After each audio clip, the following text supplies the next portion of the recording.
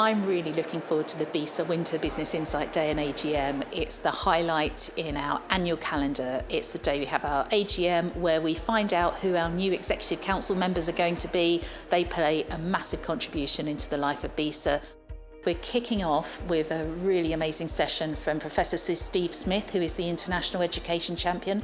We're then going to have an amazing session with 3 experts, one on SEND, one on EdTech, and one on early years. They're the key government priorities for education. We're then hearing from an expert from the Education Policy Institute on their latest research on inequalities within the education system in the United Kingdom. Later on this afternoon, I'm really excited to hear from John Dickens, who's the editor of Schools Week, and I'm going to be grilling him to try and find out what's been going on in educational policy. Winter Insight Day is one of my favourite days of the year. As always, I found it a great opportunity to meet with our members face to face, to catch up on their news, to learn more about their objectives for the next 12 months. What I love about BESA members is the way that they're willing to help each other and to share ideas and experience. This is the value that BESA brings, bringing the experts in our industry to gain knowledge, to help us in our businesses. The insights from the community, the knowledge and the opportunities that people share. You listen to the insights, you talk to people, and you go back encouraged, refreshed. The ability to chat to old friends, colleagues, and meet new people that we don't know. There's always kind of fresh blood coming into the BESA community.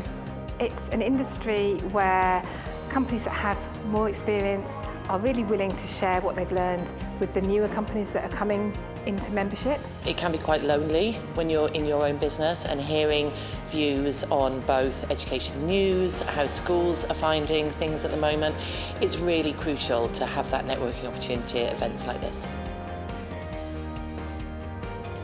The current situation in the UK is quite challenging. With so little funding and schools under a lot of pressure, the market is quite flat. So that offers a great opportunity to look overseas where there are still growth areas. I think the session today that will probably have the biggest influence on our plans going ahead has to be Sir Steve. The talk with Sir Steve Smith was inspiring, was pretty amazing to understand the opportunity overseas. Him saying that the UK is at the forefront of education overseas is pretty good. As a company predominantly operating internationally, that insight that he gave us, the relationship with BESA, will really help us drive forward what we do going forward.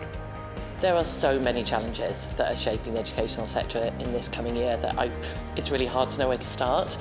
We have the curriculum review coming out.